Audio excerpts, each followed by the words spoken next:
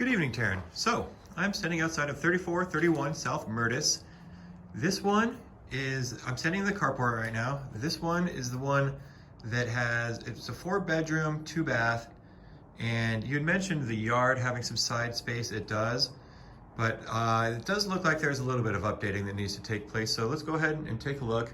And then, a couple funky things with the layout, nothing crazy, but just different than what you usually expect. So, pulling in, like you would generally park right here, I guess that is your front door. And then they have the sliding glass doors right on the side by the front door. So that's a little unique. Nothing wrong with it, just pointing it out because you don't see that too often. And then when you open the front door, go and show you your entranceway. It comes right into the closet here. So, not the grandest of entrances, but still, it's just a little funky on the floor plan. It is, as you can see, the slump block, and turning around just right into there. That's the carport. This is your living room. That's pretty cool. Big long living room. You've got your water heater in there. And then the block, I'm just gonna continue along to this side. So none of this house has dedicated lighting or fans. That means that all these light switches go to outlets. So it's entirely lit by lamp. Going through, this is the master bedroom, and it's a split floor plan. So you have the master on one side, the other 3 bedrooms on the other. It's a pretty small closet, really. Yes, technically it is, oh, there's a light in here. Technically it's a walk-in, but very small. So you're looking at about, these are 12-inch tiles, so that's 4 feet by about 5 feet. You got the walk-in shower. This is the master bath again. So windows are a little bit dirty. I did notice that most of the windows look like, they're dual pane, but they're the old dual pane. So I don't know. As far as insulation goes, it might be something that you'd want to upgrade in the future, but not a deal breaker. Single sink, a little towel rack, and very simple bathroom, but that's your master bath. Going out of the master, again, right back to the front door. So right when you walk in the front door, to the right is the master. This hasn't been obviously kicked in. It's just a closet. I'm assuming they're gonna fix this, but that'd be something we would ask for. Again, you got the water heater right when you walk in. So before we go to the kitchen, I'm gonna turn down the hallway. Again, I'm sorry that I got here so late. I just ran out of time, so unfortunately there's no light. But this is one of the bedrooms. No dedicated lights again. You could probably just see that. This room is pretty small. This is bedroom 3, technically, if you're counting the master as number 1, and then bedroom 4 over here. And all of them do have closets, so they are all bedrooms. And then you got your, I guess you call it the guest bath or the hall bath. Single sink.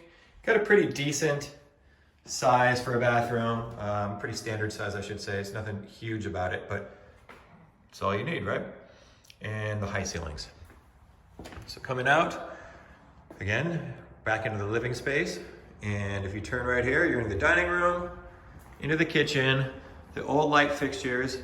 Everything about this is old now. So you got the Formica, you have, that was just added in next to the dishwasher, which, I don't know, what year do you think that was built? Was that built in the 70s? Maybe the 80s? I don't know. It's an old dishwasher. The fridge is not much newer. That stove is not much newer either. And then you have the hood here. So generally what you're seeing is people taking the hoods out. This is the actual push button old school. Like, this is older than most things in the house probably. Point is, yes, you will need at some point some kitchen updating. Now the cabinets, while they're dated, they are real wood, real solid wood. That's nice. And actually, the funny thing is, these are so old that now they're back in style. The only thing you'd probably want to do is take off these handles here, replace them with something, and maybe paint these things white. And you would have what most people are putting into the brand new houses right now, even the shaker style, everything. These, not bad on that. So, is it move-in ready?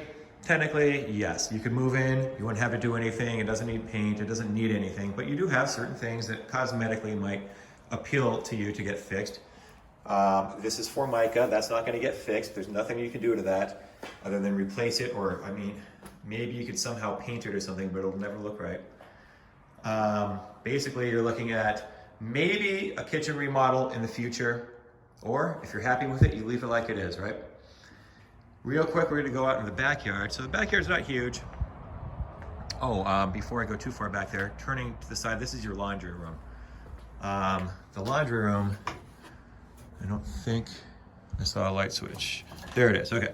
So laundry room, for some reason there's a dishwasher in here, I'm not sure. But, kind of basic. Technically it's outdoors, even though it's on the back patio.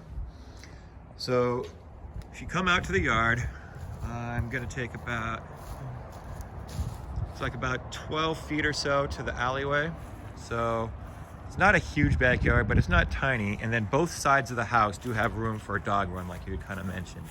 So both sides go, and you really can't tell, but you've got a good 8 feet on that side of the house.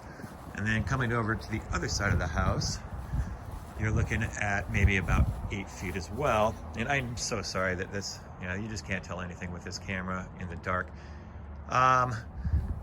So maybe I can get back over here in the daytime tomorrow, depending on what the schedule's like, but just so you can kind of get a feel for what you're looking at. All right, I'll go and upload this and talk to you real soon. Thanks, Karen.